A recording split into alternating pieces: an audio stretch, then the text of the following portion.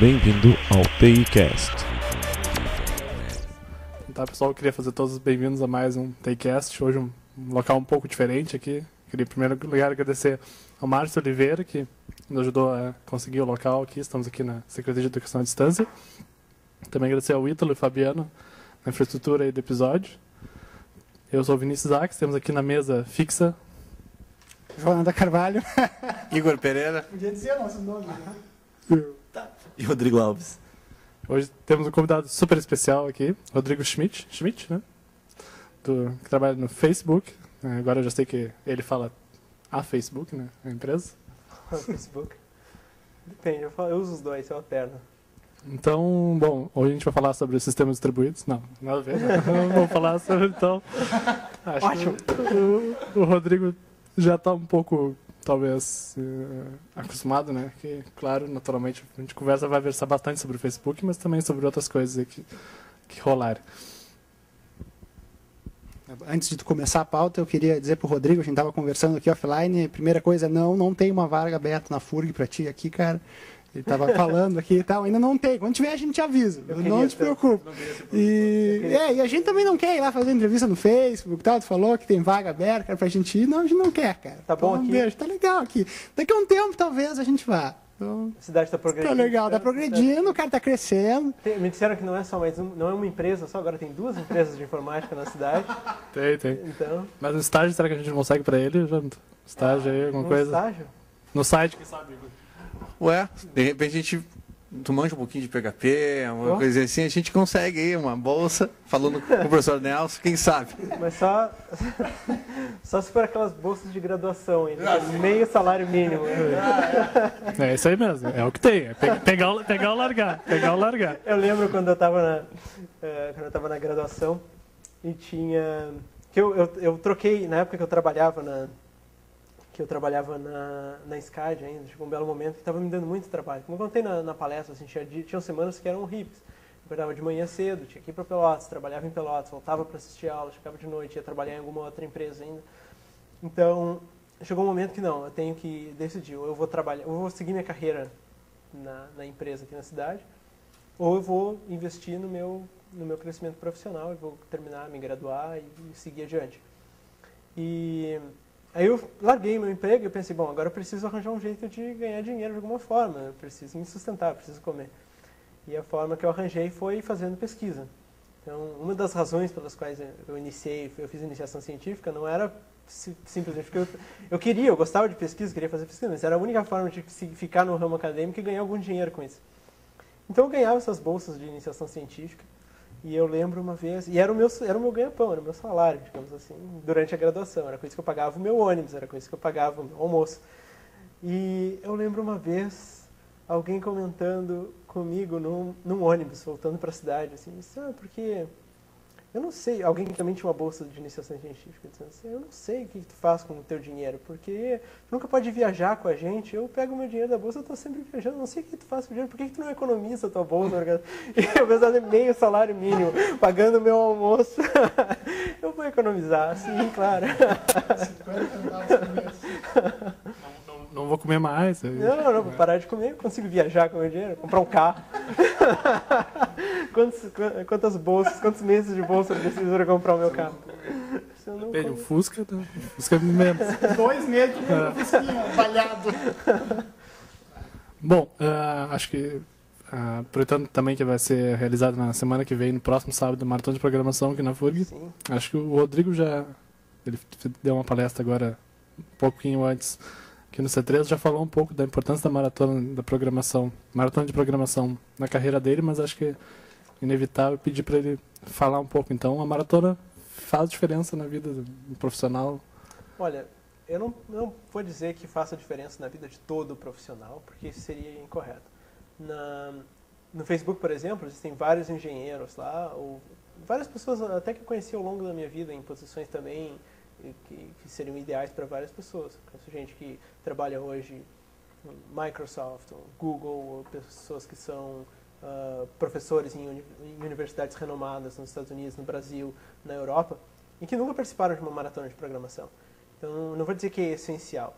Foi muito importante para mim, foi o que deu o meu início, foi aquela faísca no início, assim, eu posso mais do que eu realmente achei que eu podia. Mas não necessariamente vai fazer diferença na vida de cada um. Eu acho que cada pessoa vai ter que encontrar a sua faísca, a sua fagulha para começar o seu crescimento exponencial em termos de carreira. Mas ainda assim, como foi muito importante para mim, eu prezo bastante a maratona de programação. Eu acho que para muitas pessoas ainda é um bom caminho deles chegarem lá. Da mesma forma que eu disse que eu conheço muitas pessoas que não fizeram maratona, mas que chegaram lá, eu conheço muitas pessoas que fizeram maratona e que chegaram lá por causa da maratona do mesmo jeito que eu. O Guilherme Ottoni, que foi também ex-aluno da Ciência da Computação na FURG, se formou um ano antes de mim, também está lá no Facebook agora, teve uma excelente carreira, fez mestrado na Unicamp também, fez doutorado em Princeton, publicou artigos no mundo inteiro, viajou o mundo também. E também, imagino que, da mesma forma que eu, boa parte do crescimento dele tem a ver com a participação nas maratonas de programação. Gente até de outros países, tem uma comunidade inteira de engenheiros do Facebook que tem esse vínculo comum, que é um dia ter participado na maratona de programação. Uma das coisas que o Facebook mesmo preza na hora de recrutar, eles dão um valor maior para alunos. Esse aqui participou em maratona de programação, porque a gente sabe que é um bom sinal de que aquele aluno ali tem uma competência tecnológica alta na parte de algoritmos, na parte de resolver problemas computacionais. Então, ainda tem um valor muito alto, eu imagino, e acho que pode fazer a diferença na vida de cada um. Uma vez dito isso, eu acho que não é necessário. Talvez seja suficiente para alguns, não é necessário para todo mundo. Tem gente que pode muito bem se formar. Eu costumo usar o exemplo de um gerente que eu tive no time do chat. Ele era meu supervisor, no caso, e ele se formou na graduação, ele se formou em cinema. Ele fez cinema em Harvard. Aprendeu computação por conta própria, aprendeu a programar por conta própria, trabalhou para várias empresas, montou a própria empresa dele. A empresa dele foi comprada pelo Facebook e ele entrou no Facebook com um cargo alto de engenheiro lá dentro. É alguém que nunca sentou numa classe de ciência da computação. Então, sequer participou de uma maratona de programação. Ele tinha aquele tipo de empresa que tu abriu quando tu falou na palestra? Sim, uma startup. Ele tinha. E aí o Facebook comprou a empresa dele. E ele se tornou um dos líderes. Ele se tornou um dos engenheiros do Facebook, uma posição um pouco mais Então, alta. uma das formas de entrar no Facebook é abrir empresas que sejam atraentes para o Facebook comprar elas. Nessa linha que tu comentaste, Rodrigo, de que o Facebook preza bastante essa coisa da maratona de programação para o recrutamento, teve um ex-aluno da computação aqui que, em função da maratona, ele foi fazer entrevistas lá, acabou não dando certo. Não sei se tu ficou sabendo. Eu conversei com ele depois da palestra. Assim. Não, mas não sei se foi... Não, ele não estava aqui hoje, era era um outro, então, também, que é o Thiago Goulart. Não sei se tu ficou sabendo desse cara que foi lá. Então, ele até se formou comigo, e sempre participando da maratona e tal, até ele foi para a final... mundial. Agora, nessa última que teve, porque ele já estava no primeiro ano do mestrado, quando ele participou de um time lá, mas aí na UFMG. E daí ele foi para a final, que foi em Houston. Ia ser no Egito, mas teve problema, e daí eles talvez... em Orlando, foi em Orlando. E daí teve problema no Egito, eles transferiram para Orlando. Ele foi para a final, então. Agora. E aí ele foi para a final e tal. E aí ele fez a entrevista lá justamente nessa ideia, porque, na verdade, o Facebook ligou para ele. Tipo assim... achou o desempenho dele legal na maratona, e ele fazia muito problema também no site da Top Coder? Eu acho que sim. E daí ligaram para ele, não tem interesse em fazer umas entrevistas e tal. Daí ele fez várias, chegou aí lá, na Califórnia, foi lá. E só que acabou não ficando... Pois é, depois que ele ficou sabendo, então o Rodrigo tá lá, cara, como é que tu deixa, cara, essa coisa? Mas é legal, isso aí mostra que, claro, não é essencial, não, se tu não fizer, tu tá perdido. Mas é legal, é um diferencial, né? Eu vou estar como eu vou estar em Campinas na época eu vou estar fazendo eu vou estar palestrando na Unicamp em vários departamentos da universidade, na mesma época que vai ter durante a primeira fase da maratona. Então eu vou estar lá na semana que vem. E por conta disso eu também vou participar da regional deles, sabe? Porque eu já vou estar lá. E, claro, pela mesma razão. Vou lá ver como é que os times estão se saindo. Se puder, desliga a luz lá. Desliga a Também fiz Unicamp. Não dá. Tentei. Se eu pudesse ir para um outro lugar, não sei. São Paulo, não. E eu acho que vale a pena competir de qualquer forma. Eu não acho que seja interessante prejudicar um time para favorecer o outro. Eu acho que em parte é uma boa lição alguém que tente assim, e não consiga na maratona. A única vez que eu ganhei a maratona de programação no Brasil foi o único ano em que nenhum time brasileiro foi para a final mundial. Então você pode pensar assim, putz, que azar. Mas assim, foi azar, mas foi uma decepção em parte. Mas é o tipo de coisa que você não tem controle. Bom, tem outras regras, tem outros fatores, tá? A gente tentou intervir do jeito que a gente podia na época para tentar ir e tentou, não conseguiu, bom, paciência, acabou, não tem como ficar amargurado com isso. Mas eu acho que ficam as lições, sabe? Então, quando eu olho para trás, eu já não consegui ir para o final naquele ano, mas isso me deu vontade de, sabe, seguir adiante, buscar mais, treinar mais e não deixar passar. Então, em parte, é importante também, mesmo que os times da FURG às vezes a gente não conseguiu passar esse ano, se eles pelo menos continuarem, se eles tiverem uma perspectiva de, não, esse ano não deu, mas ano que vem vai dar, aí a coisa vai ser diferente. Agora, o meu medo é que às vezes as pessoas se acomodam um pouco. Então você vê, esse ano não deu, não sou capaz de fazer isso mesmo, melhor eu desistir. Mas se todo mundo é capaz, eu sou capaz, você é capaz, ele é capaz, qualquer um que eu pegar aqui hoje, eu poderia dizer, não, você é capaz, você tem todas as condições de aprender o que falta, de se preparar e ganhar a maratona, que seja. E existe uma série de fatores que você pode juntar e buscar sozinho. E não depende de ninguém mais, não depende dos professores da FURG, não depende do departamento, isso só depende dos alunos, o aluno tem que querer isso. Isso é para a carreira deles, não é nem por... Eu estou dizendo isso, tipo, eu já estou com a minha carreira já está mais ou menos definida. Meus sonhos já estão aí, eu estou muito longe da FURG. Meu interesse é em mostrar para os outros que eles também podem fazer isso, que eles também podem chegar lá e construir a carreira deles. Não tenho nenhum benefício com isso direto. Tá falando isso porque a gente disse que não tinha vaga aqui mais. Né? Nos bastidores ele falou que queria fazer estágio com a gente. Meio salário mínimo. Fechado. Então, depois que tu foi fazer doutorado na Suíça, né? E lá depois tu abriu uma empresa. Eu comecei um negócio, assim, na Suíça. Foi... Logo depois que eu me formei do doutorado, eu estava na mesma época, eu estava entrevistando com outras empresas. Foi na época que eu estava entrevistando com o Facebook, entrevistei com a Microsoft, entrevistei com a Google. E aí surgiu essa oportunidade de montar um negócio. Tinha um investidor, uma parte de investimento dentro da própria universidade, que eles financiavam projetos de inovação. E eu resolvi aplicar para esse capital de início, seed capital inicial.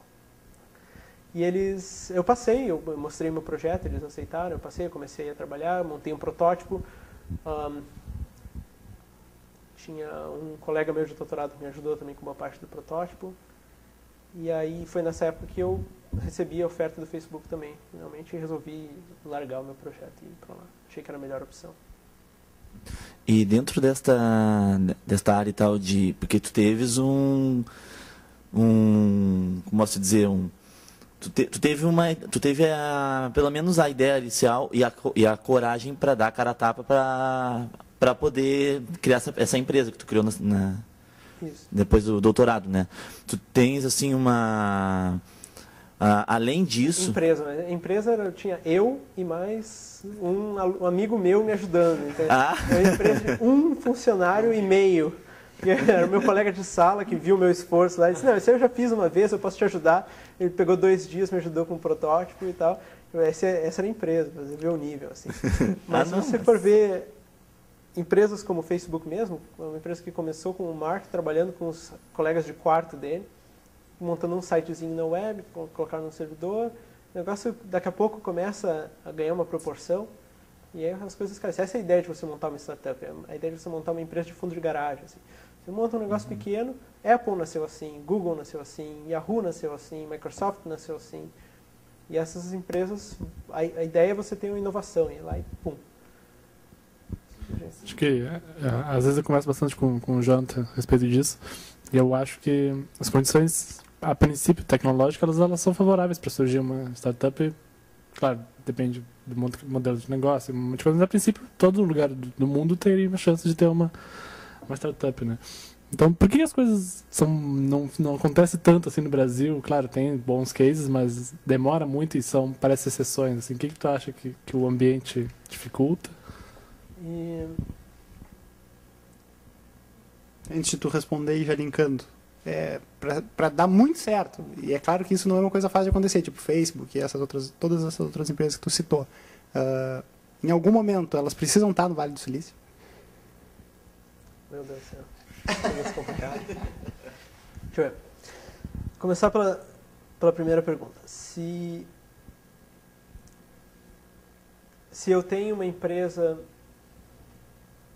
se eu quero desenvolver uma empresa, se existem condições favoráveis, sim, existem.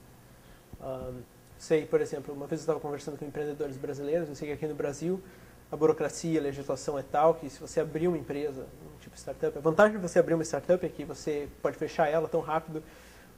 Um dos atrativos para você montar uma startup é que você supostamente deveria poder fechar ela tão rápido quanto você abriu. Então tem um fácil exit daí. E aí você pode desistir, aprender, como eu falei, interagir com o sistema. Você tentou um negócio, sei que não deu certo, você tinha ideia errada. Pelo menos você tentou, você inovou, aprendeu algumas lições com isso. Você teria que ter, para a ideia de startups, para você ter um ambiente que possibilita um crescimento que seja favorável para startups, você tem que ter uma facilidade de você criar, errar, voltar atrás e interagir no erro e criar de novo. Entende? Você não pode ter um lag muito grande entre a criação, o erro e a recriação de um novo projeto.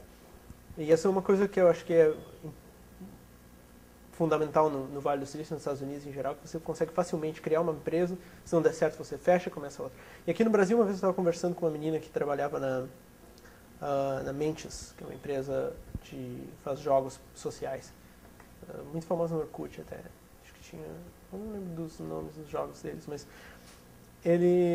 ela me falou que uma das iniciativas dela, antes de entrar na Mentes, ela demorou, acho que ela queria fechar a empresa, entre ela querer fechar e conseguir fechar demoraram mais de 3 anos. E um monte de burocracia e advogados e coisas de jogo. Então, se você tem um ambiente desse estilo, automaticamente não é tão favorável você criar startups, porque você vai pensar 2 vezes antes de você fechar. Abrir um negócio que vai demorar, se eu errar, vai demorar 3 anos para eu conseguir fechar, vai ficar 3 anos com esse negócio mesmo.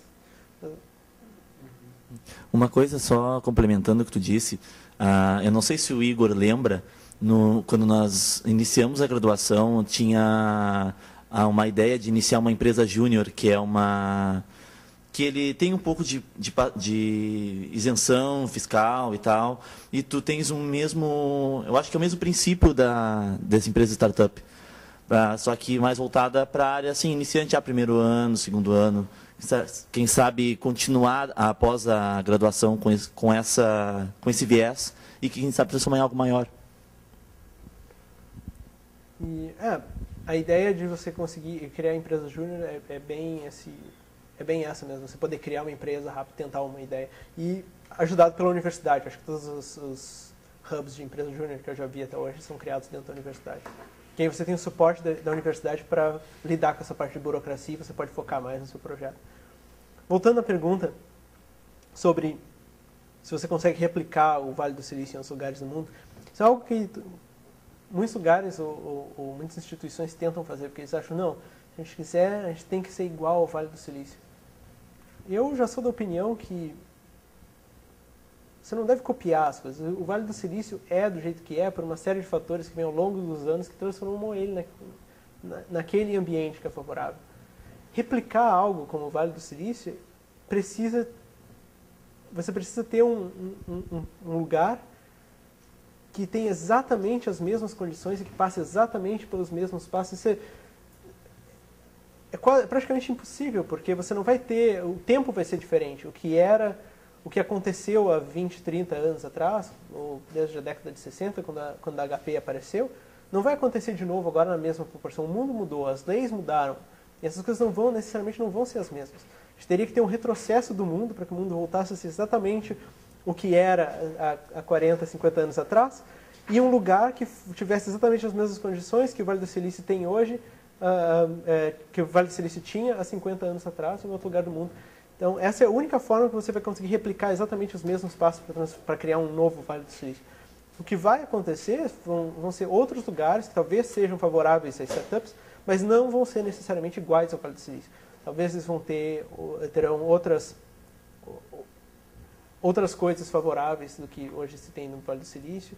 Talvez eles tenham pessoas diferentes do que se vê hoje no Vale do Silício, mas ainda assim seja um bom hub para startups. Mas diferente do Vale do Silício. Ainda bom, mas diferente, com uma mentalidade diferente. Você não precisa ser exatamente igual para obter os mesmos resultados. Você pode ter dois sistemas completamente diferentes na sua implementação, mas oferecendo o mesmo tipo de output. Você não precisa replicar o Vale do Silício.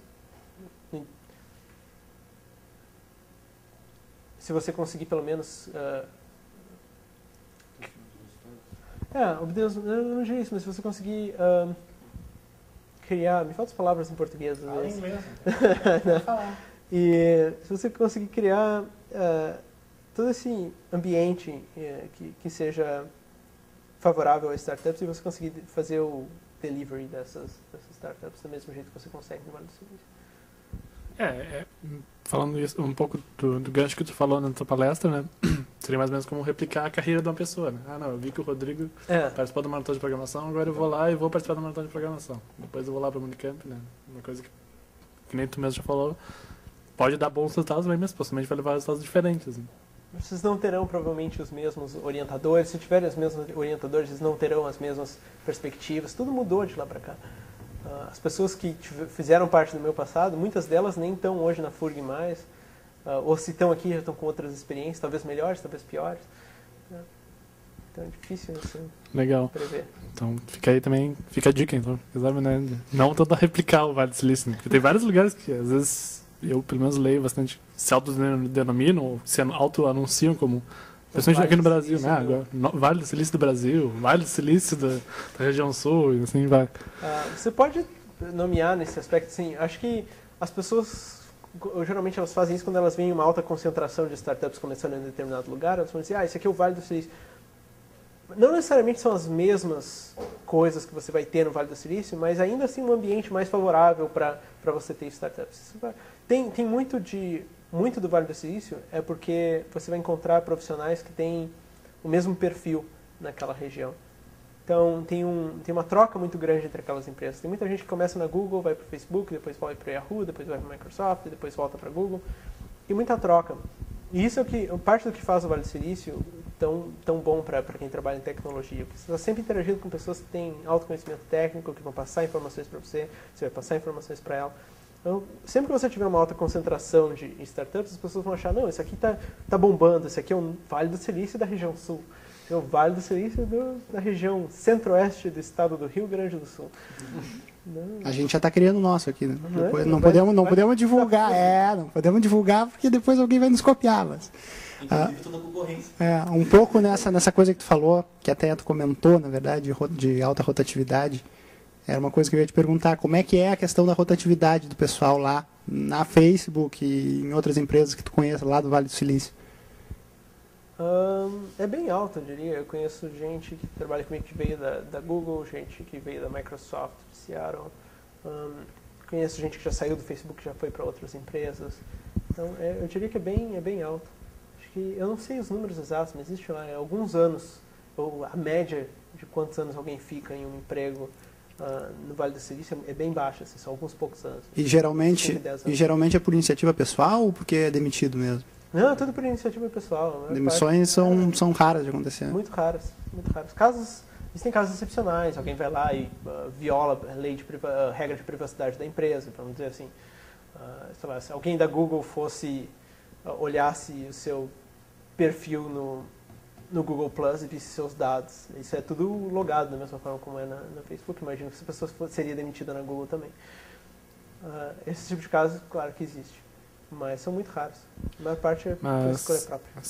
Imagino eu que deve ter cláusulas bem até explícitas nos contratos a respeito da privacidade de informações de uma empresa até outra, porque inclusive a concorrência é muito alta até entre as que estão na mesma localização.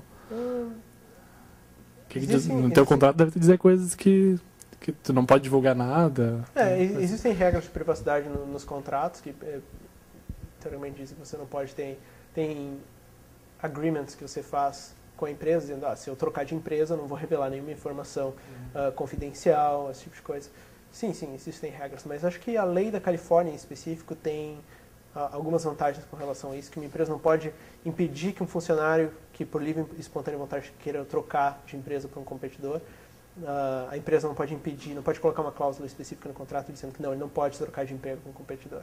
Acho que isso é garantido pela lei do Estado. Mas não tenho certeza, alguém teria que verificar isso. E eu queria saber um pouco também como é que é a vida lá do pessoal, porque tem no filme, aqui no filme, a tradução do filme é a rede social. Como é que é o filme no original? Social Network. Tá. Né, então tem eu me esqueci agora, quem é que é o criador do Napster? Game Socorre? Sean Parker. Esse Sean Parker. Ele fala ali, não, você tem que ir lá pra Califórnia, lá, aquilo, você tem que ir pra lá. E como é que é? Agora, Secrets todo dia. Olha que eu tô lembrando isso aí, cara. Tranquilamente. Como é que é a vida pessoal, então, lá? Eu passo com elas todo dia, não tem dúvidas. Minha vida pessoal é bem calma. A região de Palo Alto fica um pouco afastado de São Francisco, onde a festa acontece mais, mas tem muita gente que eu conheço, principalmente os mais jovens, que eles moram em São Francisco e trabalham no Facebook. Então eles vão para o dia a dia deles, acordam, pegam 1 hora de ônibus para ir até... Tem ônibus da empresa que pega eles em casa e leva até o Facebook. Eles trabalham no Facebook durante o dia, voltam para casa, voltam para São Francisco. Pelo menos no final de semana eles ficam em São Francisco lá agitando. Eu preferi como eu já estou casado e também eu foco mais, eu não sou muito de fazer festa, coisa assim, então eu preferi ficar mais próximo da empresa. Eu moro bem próximo de Palo Alto, acho que demora 15 minutos para chegar no trabalho, 15 minutos para voltar, então minha vida eu não tive que adaptar muito minha vida em termos de commute e tal. E eu levo uma vida bem simples, eu acordo, vou pro trabalho, então no final de semana a gente sempre dá um jeito de viajar aqui e ali, faz uma coisa diferente, vou ao cinema, vou ao clube, faço academia, esse tipo de coisa. Eu levo uma vida normal, suburbana, americana. Assim. Então, excetuando as situações, a questão de empresas e inovação, no resto é uma vida...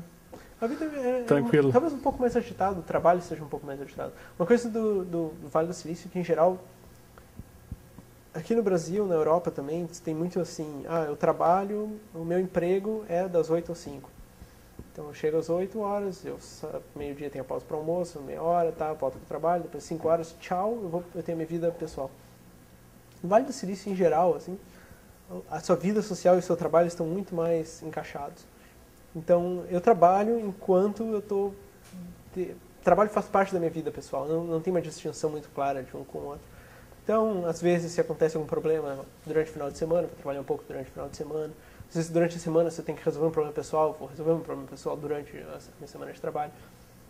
Então, é tudo mais misturado. Muitos dos meus amigos são amigos do meu trabalho também, ou são amigos que eu tenho de outras empresas. Tenho muitos amigos na Google, tenho muitos amigos na Yahoo. Então, o trabalho em si, assim, ele é muito, muito mais misturado com a vida social que aqui. Aqui você vai ter muito mais, assim, tem os meus amigos do trabalho, eu não conto aqueles segredos para eles. Tem os meus amigos de casa, os meus amigos do colégio, que para eles eu conto esse e aquele segredo, mas eu não falo sobre trabalho com eles. E eu tenho a minha família, que, minha família é aquela coisa assim que eu só falo coisas de família, eu não conto meus segredos, mas também nem falo sobre trabalho. Segmentado. É totalmente segmentado. E lá é tudo mais misturado um pouco. Agora, linkando, então, a respeito daquilo que tu pulou na palestra, que talvez tenha um pouco dessa relação que tu comentou, de não ser essa coisa bem dividida, de trabalho é trabalho e minha vida é minha vida, de usufruir de toda a infraestrutura que o Facebook oferece e de como é o clima lá dentro e tal. Tu acha que primeiro tu vai ter que dizer quais são as condições de trabalho lá e depois tu pode responder se essas condições elas influenciam nessa coisa que tu acabou de comentar. Tem que tentar me lembrar dos meus slides todos, que eu tinha tudo bem colocado lá, como é que eram as coisas. O restaurante, você só leu esse slide, né? Esse restaurante é bom. Deixa eu ver. O ambiente de trabalho do Facebook, a ideia é que assim, a parte social faz parte do nosso DNA, do DNA da empresa. Não é só uma imagem que a gente quer pregar, é algo que vem de dentro. Nossa ideia é que a gente não vai conseguir construir bons produtos sociais se os nossos funcionários, os nossos engenheiros não tiverem uma boa ideia do que é você ter uma vida social agradável, você ter relacionamentos sociais, você se dar bem com outras pessoas, se interagir com outras pessoas. Então, o Facebook tenta ser bem aberto nesse aspecto. Não existem paredes, o escritório é aberto. Você pode conversar com quem você quiser dentro da empresa. Você tem a liberdade de, inclusive, sei lá, chegar, falar diretamente com o Mark, com o CEO, se você tiver alguma dúvida. Ele senta no meio dos engenheiros. Em algum momento, eu já sentei a menos de uns 10 metros da mesa dele. Então, é tudo muito aberto. Você tem chance de interagir com quem você quiser. Toda sexta-feira tem uma sessão de Q&A, o Mark vai lá e responde perguntas de quem quer que seja, principalmente estagiários, muitos vão lá perguntar como é que foi a sua vida, o que você fez, esse tipo de coisa. Então, é uma empresa bem aberta nesse aspecto. Você tem uma série de benefícios. Eu gosto muito as coisas que eu mais gosto do Facebook, acho que são o fato de ela ser uma empresa aberta, o alto nível técnico das pessoas que trabalham lá, assim, a competência das pessoas que trabalham no Facebook. É uma empresa que tem uma competência muito alta em geral. Todas as pessoas que trabalham no Facebook, não interessa o departamento, elas, vamos dizer assim, estão acima da média. Então, é um emprego competitivo, então acaba que só passam aquelas pessoas que realmente são muito boas. A razão que eu gosto disso não é porque de forma alguma eu me sinto superior aos outros. O que eu gosto disso é que eu sinto que os outros na minha volta são superiores a mim, o que me faz crescer ainda mais. Então, o fato é que uma vez que você tiver... Isso é uma boa forma de você medir se você está na sua zona de conforto ou se você está crescendo ou não. Se você olhar na sua volta e pensar assim, não, todo mundo que está na minha volta sabe tanto ou menos do que eu. Você está perdendo. Porque todo mundo que está na sua volta só tem a ganhar com você e você não tem nada a ganhar com eles. Agora, se você olhar na sua volta e você ver que todo mundo na sua volta sabe mais que você e você é o único que está lá pedindo ajuda, pode parecer que você está abaixo dos outros, assim, essa é a forma negativa de você enxergar a situação. A forma positiva é que, você é aquela pessoa que está aprendendo com os outros, você que está crescendo mais que eles. Agora, o Facebook tem a vantagem que você não está nem de um lado nem do outro. Como cada um lá é acima da média na sua própria competência, você pode talvez saber menos em uma determinada área que mas você vai saber mais em uma determinada área do que aquela pessoa. Então, existe uma troca muito grande. Então, você consegue fazer com que todo mundo saia ganhando lá dentro. Tá todo mundo sempre aprendendo mais e mais e crescendo. É uma empresa que tenta dar toda a chance, toda a oportunidade para que os funcionários cresçam mais e pratiquem todos aqueles conceitos que eu apresentei na apresentação. Inovem, quebrem a cara, tentem fazer coisas diferentes, aprendam com seus erros, siga adiante, tome riscos, todas as coisas que eu falei. Então, E essa é uma das coisas que eu mais gosto do Facebook. A outra é o fato de ser uma empresa bem aberta. Outras vantagens que tem no Facebook, digamos, são o restaurante. Ele é aberto, não é 24 horas, mas é aberto de manhã, tem café da manhã, tem um almoço, tem um lanche no meio da tarde, tem a janta, é tudo livre, você come quanto você quiser, você não paga nada, é tudo da empresa. A comida é excelente. Por sinal, me criou uma série de... Bom, além dos quilos a mais, que eu tenho que compensar correndo. Maratona, eu tenho que correr cada vez mais, para comer cada vez mais. Além do peso, o que me criou um pensamento crítico muito grande com relação a restaurantes agora. Quando eu vou a restaurante, eu penso assim, não, para valer a pena tem que ser pelo menos 2 vezes melhor que o Facebook. Porque senão eu posso ir para o Facebook e eu como de graça lá. Então tem os restaurantes abertos, dependendo da época do ano, os restaurantes são abertos inclusive durante os finais de semana, se você quiser ir lá trabalhar, fazer alguma coisa. Tem as cafeterias que são lá 24 horas, tem drinks, tem Coca-Cola, sanduíches, tem bala, tem lanches, tem salgadinhos, tem lavanderia, Eles lavam a roupa para você, você leva sua roupa suja, deixa lá. Eles têm serviço de transporte também, eles buscam você em casa para levar para os trabalhos, se você quiser. Tem os ônibus, você vai ter que caminhar um pouco até a parada de ônibus. E eles dão um passe de trem também, você pode dar livre de trem lá dentro da Califórnia. Mas a ideia... Dentro do Facebook. Não, dentro da Califórnia. Então você poderia, por exemplo, morar mais ao sul da Califórnia, pegar o trem para ir para o trabalho, algo assim, se morar em São José, ou mesmo em São Francisco, tem trem em São Francisco. E deixa eu ver.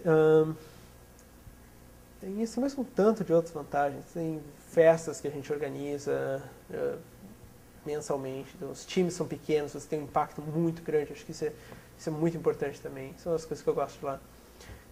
Se você pegar as maiores empresas do mundo hoje em web, você pega Facebook, Google. Google primeiro, certo? Primeiro site em número de acessos, depois Facebook é o segundo site, terceiro, não sei se é Yahoo, Microsoft, quarto é o outro. E se você for contar o número de funcionários de cada uma dessas empresas, o Google tem lá dezenas de milhares de funcionários. O Facebook só tem 2.400, eu acho. Está nos meus slides. Acho que é 2.400.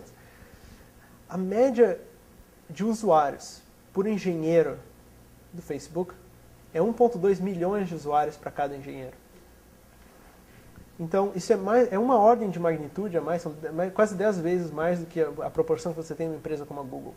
O engenheiro do Facebook, os produtos que eles trabalham, eles têm um impacto muito maior do que o impacto que você teria numa empresa como a Google ou a Microsoft, por essa razão. Porque que o fruto do seu trabalho vai ter um impacto em muito mais pessoas do que o fruto do seu trabalho, proporcionalmente, digamos assim, na média, numa empresa como a Google. Claro que você pode pensar, não, mas tem aquele cara da Google que trabalha naquela área específica, o trabalho dele tem um impacto em todos os usuários. Exceções. Mas, na média, você tem um impacto muito maior na Facebook. Acho que isso para mim também é uma das coisas mais importantes. Eu não me pego tanto na comida, claro, é bom. Nem tanto nos outros perks, transporte ou lavanderia, essas coisas. É bom você não precisar se preocupar com essas coisas. É bom você não precisar se preocupar com a conta da lavanderia, ou a conta do restaurante, ou a conta disso, ou a conta daquilo. Eu ando com medos de trocar na minha carteira, porque é só o que eu preciso. Em caso de acidente, porque normalmente num dia normal eu não gasto nada, zero de dinheiro.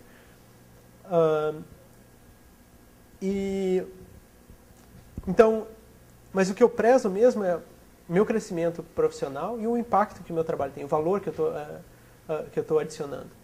E eu tenho essas duas coisas muito fortes no Facebook. Acho que é a principal razão pela qual eu, infelizmente, não poderia trocar o Facebook pela Flutter. Mas nós temos o CC aqui também, contrapondo. Bom, Pequeno e cara e... depois dessa, vamos fazer um pequeno intervalo. Nós voltamos na semana que vem, pessoal. Nós jogamos essa parte pra ele. Não, mas o Rodrigo já sabe como é que é o intervalo. A Semana que vem. já participou. Então tá, pessoal. Até a semana que vem. Tchau, pessoal. Até a semana que vem. Tchau, pessoal. Tchau, até mais. Tchau. Tá bom, peguei essa parte. Tá, pessoal, eu queria fazer todos bem-vindos a mais um Takecast, que é o Vinícius Ax falando. Temos aqui na mesa fixa. Rodrigo Alves. Jonathan Carvalho. Igor Pereira. E aqui temos mais, nessa nova semana, novo episódio, continuando a conversa com o Rodrigo Schmidt, que trabalha no Facebook. Vamos continuar falando um pouco sobre a rotina dele no Facebook e outras coisinhas mais. Eu tava pensando aqui, bom, a gente sabe, né? Talvez tu vá mentir pra nós, mas a gente sabe que todo software tem falhas, né? Todo software tem bugs, né? Claro. E com a quantidade de usuários que vocês têm, algumas coisas eu imagino que vocês não têm como testar numa base de dados falsa. Alguma coisa vocês têm que testar, alguns testes vocês têm que testar com os dados verdadeiros. É isso mesmo? Ou tudo vocês replicam antes de... Não tem nada que vá para o ar sem ser testado antes? Ou quiser falar... Como é que funciona essas coisas, né? De teste de software. Pensar bem, né? Pensa bem, olha o que tu vai falar, cara, senão depois vai precisar da vaga aqui na Oh, meu Deus. Se é pular a resposta, pode pular também, né? Mas é uma curiosidade. Eu tenho boas respostas para essa aqui.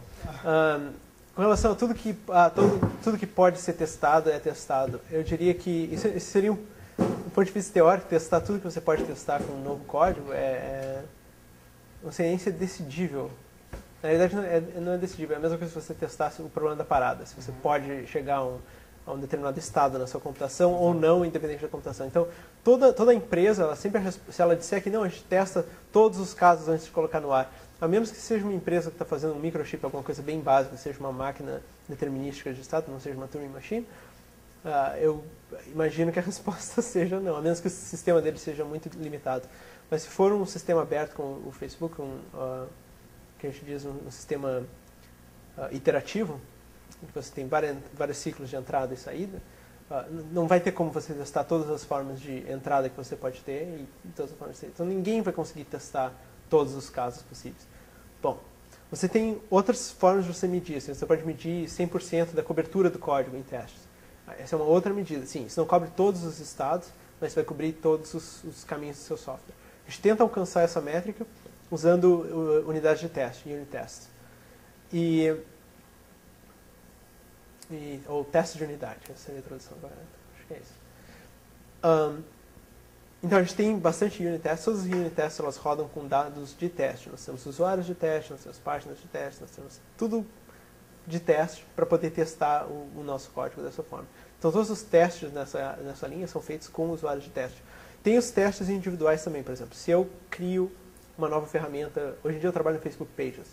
Se eu crio uma nova ferramenta para o Pages, então eu vou criar os meus usuários de teste para testar aquela minha ferramenta. Eu vou abrir o site da minha sandbox, eu vou logar como aquele usuário, vou testar a minha nova feature, vou ver, está funcionando, está funcionando, ok. Criar unit tests, vou tentar aumentar a cobertura dos testes de unidade e pronto. Aí eu posso lançar no ar. Claro, o processo é falho, sim, mas eu acho que não existe um processo perfeito. E uma empresa que preza inovação como o Facebook, e um dos nossos lemas é Move Fast, Break Things. Se você tiver duas opções, eu posso perder uma semana tentando dar cobertura de teste, cobertura total nesse novo código que eu estou introduzindo. Nessa mesma semana eu posso terminar esse código e introduzir uma outra feature que tem um valor muito maior. Numa empresa como o Facebook, a tendência é você pegar a opção que tem um valor maior do que aumentar a cobertura das unit tests. Porque esse é um dos nossos valores. Be bold, move fast. E tentar aprender com os erros. Quando a gente errar e os erros acontecem, a gente vai lá e corrige. Eu acho, assim, pelo menos na minha experiência como usuário, já falando abertamente, não sou o maior usuário do Facebook do mundo, mas na minha experiência, assim, até que ele...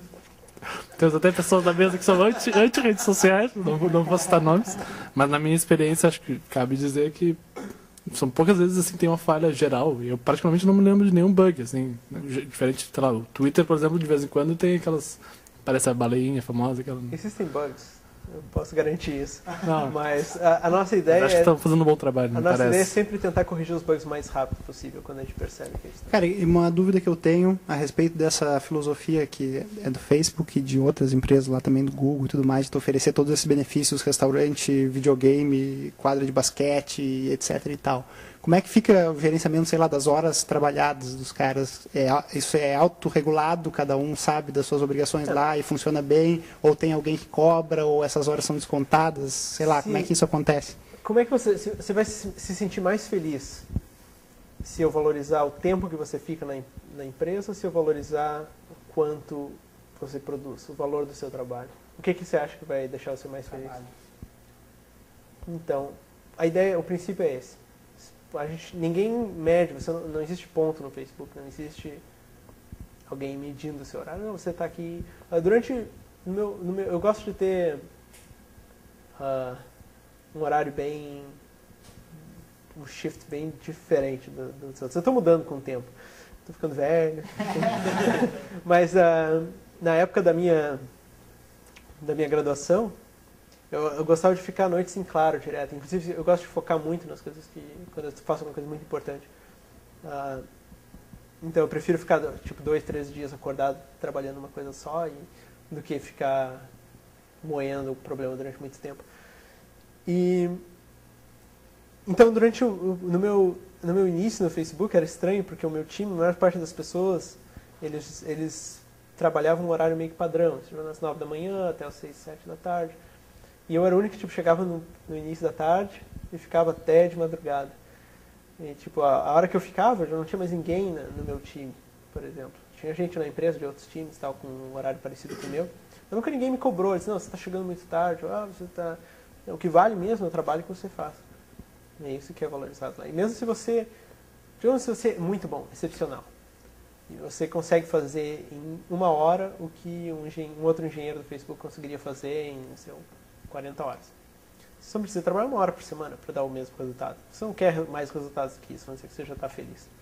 Claro, do ponto de vista do Facebook, a gente estaria um pouco decepcionado com você de não ter o senso de querer progredir. Isso é uma coisa que o Facebook preza bastante, assim, você querer mais, correr atrás. Mas, por outro lado, se você está produzindo o mesmo que uma outra empresa, que uma outra pessoa produz em 40 horas, você tem seu valor, você está satisfazendo as expectativas que a empresa tem com você. Não existe cobrança de horário, é tudo bem livre mesmo nesse aspecto. Tem que ser funcionar no Brasil. O que existe muito é responsabilidade. Você tem a responsabilidade de um determinado produto, de um determinado projeto, e você é responsável por aquilo ali. Se você fizer, o mérito é seu. Se você não fizer, bom, a responsabilidade é sua também. Um pouco deu uma crença pessoal também. Eu achar que isso funciona bem lá é também porque a seleção é muito rigorosa. Então tu pega gente que é muito boa, muito comprometida e muito responsável. Então, sei lá, hoje tu pega no Brasil ou numa região que tu tem uma escassez de pessoal para trabalhar, Rio Grande, sei lá, não tem uma escassez porque tem muitas universidades e tal, mas não tem nenhum. 400 alunos. Não, tem, mas a maior parte do pessoal não fica, entendeu? E não quer ficar em Rio Grande. Os caras muito bom, não, vou embora, vou para Porto Alegre, vou para Florianópolis e tudo mais, por causa da cidade, porque é interior, porque a maior parte do pessoal, uma boa parte do pessoal não é daqui, geralmente quem vem para cá é quem gosta daqui, quem nasceu aqui e tudo mais. Então tem essa escassez. Daí tu pega um cara que de repente não tem o melhor perfil e faz isso, talvez não funcione isso. Mas também não sei, não conheço nenhum caso de empresa do Brasil, ou pelo menos dessa região aqui, que trabalhe nessa filosofia, assim, que é até inovadora para as... E indo ao encontro do que tu está falando, do jeito do horário flexível e tal, metodologia de desenvolvimento, vocês usam alguma específica, alguma clássica? Scrum, XP, alguma coisa assim? Ou o Facebook tem o seu jeito de trabalhar programando? Eu acho que cada time define o seu, a sua forma de trabalho. Tem vários times que usam Scrum. Lá também conhecido como Scrum. Eu não sei qual é a tradução também, acho que eles usam Scrum aqui mesmo, né, em português, só como Facebook.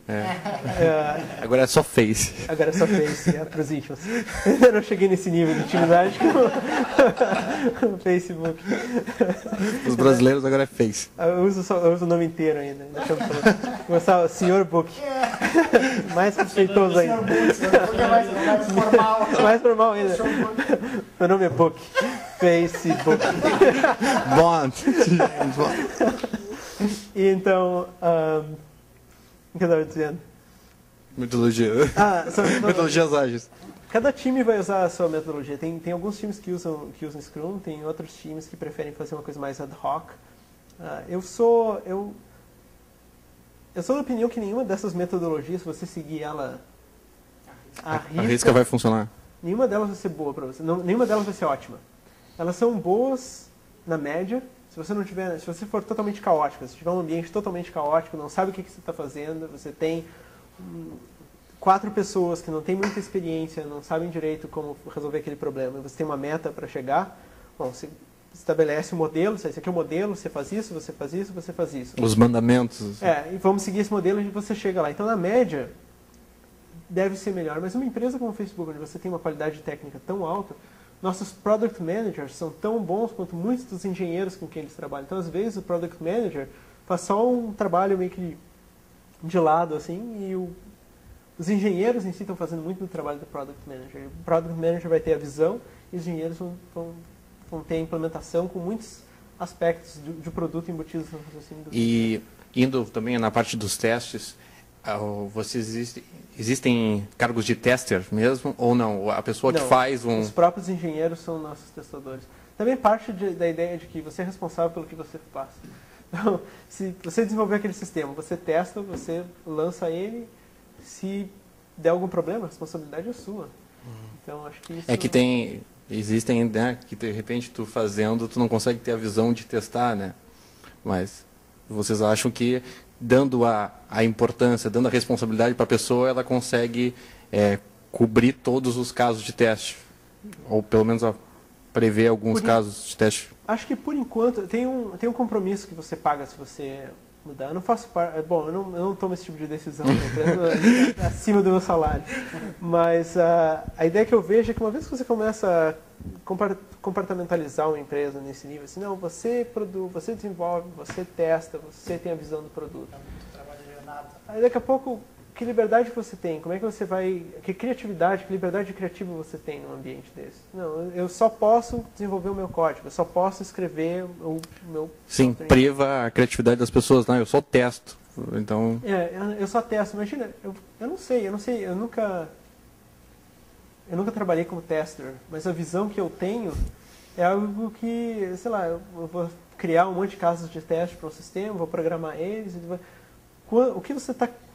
Tudo bem, eu entendo que tem uma parte de que você está crescendo com aquele trabalho, que você está entendendo melhor como testar um sistema, mas eu acho que se eu tivesse que escolher, não, eu tenho tester, eu tenho engenheiro, eu acho que você tem mais oportunidade de você crescer como engenheiro que você teria como tester. Então, uma vez que você já tem esse próprio raciocínio, que eu imagino que seja compartilhado por vários outros engenheiros, inclusive testers, você realmente quer passar a sua empresa pelo compromisso de criar um estereótipo desses lá dentro, de que alguém é superior ao outro que faz um trabalho parecido? Eu não sei. Eu não faço parte das pessoas que decidem esse tipo de coisa, mas do meu ponto de vista pessoal, eu acho que talvez seja uma... Cá entre nós, é mais divertido quebrar as coisas que testar, né? E acho que uma vez que se você separar assim, esses dois casos, ainda mais em uma empresa como o Facebook que tem essa lema de move fast, break things, se você separar, eu desenvolvo, você testa, e você que desenvolve tem a liberdade de quebrar o que você quiser, que ambiente é esse que você está desenvolvendo? Não, eu faço o que quer que seja, eu passo para o tester vai lá ver se está quebrado ou não, eu vou lá e interajo de novo. Se você for responsável por testar o seu próprio sistema, você vai dar mais afeto a ele também, acho, mais carinho.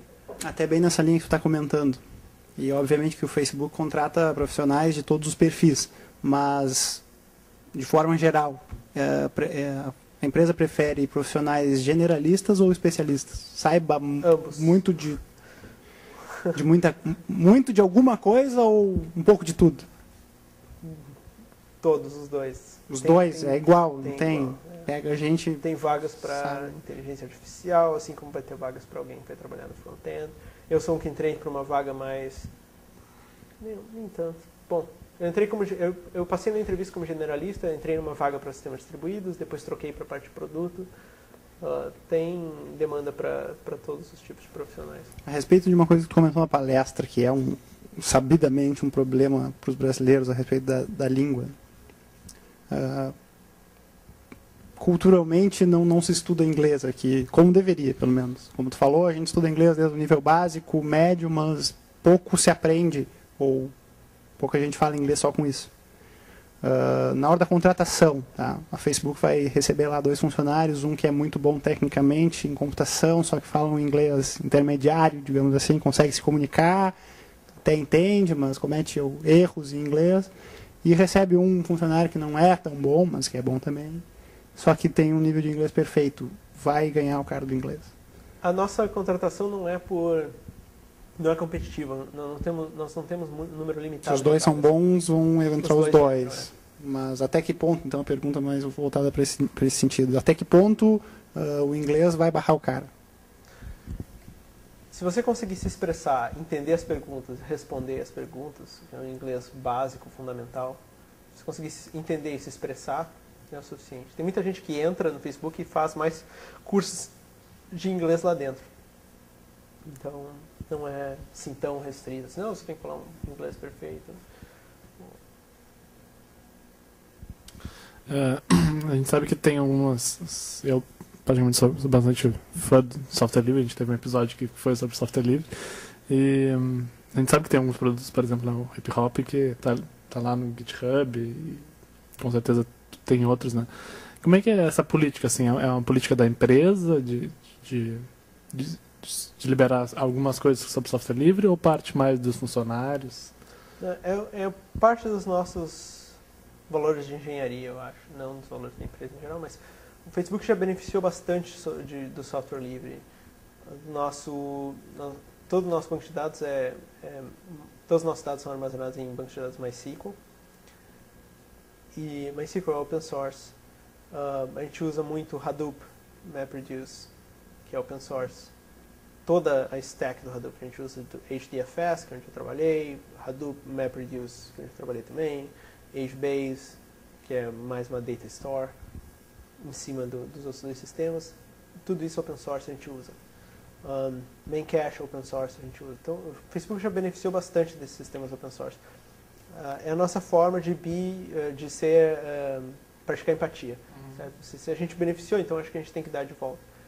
Então, é natural, uma vez que a gente desenvolva sistemas internos, que a gente possa dar de volta para a comunidade o que a gente já recebeu deles em outros sistemas. Porque no final das contas, o valor do Facebook não está na nossa infraestrutura, certo? O valor do Facebook está no nosso produto, que é uma parte muito dinâmica, por sinal, que não tem nem como a gente fazer o open source. Acho que essa é uma das razões pela qual não é um open source. Porque o site está mudando tão rápido que não tem como, é open source hoje, não, mudou amanhã, não é o mesmo. É dinâmico demais. O open source, se você tem um sistema que muda muito rápido, as coisas já não funcionam tão bem. Assim. Eu já trabalhei com vários projetos open source e você mover uma comunidade grande é muito mais difícil. Você tem um grupo fechado de pessoas trabalhando no produto. Então, mas tudo que a gente pode abrir, tudo que a gente acha que vai ser de benefício da comunidade, a gente abre como open source. Então tem outras coisas que nasceram no Facebook. Cassandra, que é um sistema de armazenamento, foi feito open source. Tornado, que é um sistema que a gente veio de uma empresa que a gente comprou, nós temos para desenvolver sites web, veio da FriendFeed. Depois, quais outros? Deixa eu ver. Thrift, que é uma interface para fazer RPC entre linguagens diferentes. Vários pacotes para esses sistemas que a gente usa. Tipo, a gente já teve patches, eu acho que milhares de patches para o Hadoop em geral, para todo o stack Hadoop. Já tivemos patches para Memcache, imagino que alguns patches para o MySQL também. Tem o Hip Hop, que foi também feito open source. Não sei, tem um monte de coisa lá no GitHub do Facebook, com vários projetos, alguns que eu nem tenho conhecimento estão lá. Mas a ideia é essa, é você dar de volta aquilo que você recebeu e continuar essa sinergia com a comunidade. Tem agora um sistema para Fabricator, que é um sistema para você fazer review de código e faz review de código e gerenciamento de tarefas. Tudo no site centralizado. Você pode montar, facilita para quem está montando um novo negócio que quer ter um sistema fácil de revisar código antes de colocar em produção. Interessante, grudado uma grande empresa, né? Bom, acho que já vamos nos encaminhando aqui para os finalmente, né? Acho que, bom, a gente falou bastante, né, sobre o Facebook, mas não sei até que ponto tu vai querer falar, ou como é que estão os teus planos, se é que tu já tem alguns planos, mas pretende voltar a empreender em breve, ou... Eu estou empreendendo a cada dia no Facebook.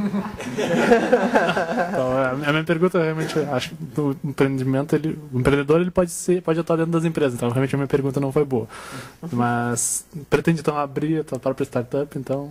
Não, curto prazo? No curto prazo eu acho que eu tenho, depois de ter tido a minha experiência, e uma das razões pela qual eu não me arrependo, é que o impacto que você consegue ter numa empresa como o Facebook hoje é muito maior que o impacto que você teria montando uma pequena empresa. Imagine, como eu mencionei antes, você tem, em média, um engenheiro no Facebook é responsável por 1,2 milhões de usuários. Se você tem uma startup, vamos dizer, de um funcionário, tem 1,2 milhões, você está bem sucedido.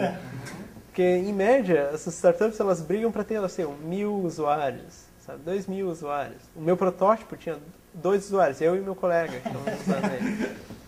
Então, eu tenho um amigo que tentou montar um negócio dele antes de entrar no Facebook também. Ele tinha, acho que 20.000 usuários, que é considerado razoável tamanho. Mas mesmo assim, ainda vale mais a pena, se você quer buscar algo maior, se você tem um impacto, vale mais a pena você trabalhar numa empresa como o Facebook que montar o seu próprio negócio. Por enquanto, bom, enquanto a proporção se mantiver dessa forma, eu não vejo uma razão para... E do jeito como o Facebook está evoluindo, do jeito como a gente quer crescer a empresa, é manter esse tipo de proporção. Faz parte da ideia do Facebook é manter essa cultura hacker, manter essa cultura de startup dentro da empresa, manter times pequenos, com alto impacto. E isso faz parte de um dos slides que eu mostrei na apresentação, que muitas empresas, quando elas crescem, elas diminuem a quantidade de inovação que elas têm. Elas ficam mais, vamos dizer, elas engordam, elas ficam mais, a movimentação delas vai ser mais lenta. Por incrível que pareça, o Facebook não está seguindo essa regra. Então, se você for ver a quantidade de launches, de lançamentos que a gente teve no último ano, foi proporcional ao crescimento da empresa em termos de número de usuários. A gente está tentando manter a inovação à medida que a empresa cresce com o número de usuários e com o número de funcionários também. Então, a empresa está crescendo exponencialmente e o número de novos produtos e novos recursos que a gente está colocando no site também está crescendo exponencialmente. A meta é continuar com essa proporção, continuar com essa cultura. Então, enquanto isso estiver acontecendo, eu acho que estou feliz lá. Pensando aí mais alguma coisa, só os últimos. Então, quem quiser, tiver interesse em trabalhar no Facebook, o melhor caminho é entrar em contato com... Bom, existe um site, facebook.com/careers. Também tem um e-mail direto da recrutadora. Que vai disponibilizar depois. Isso, a gente pode colocar no link. Ginei@fb.com.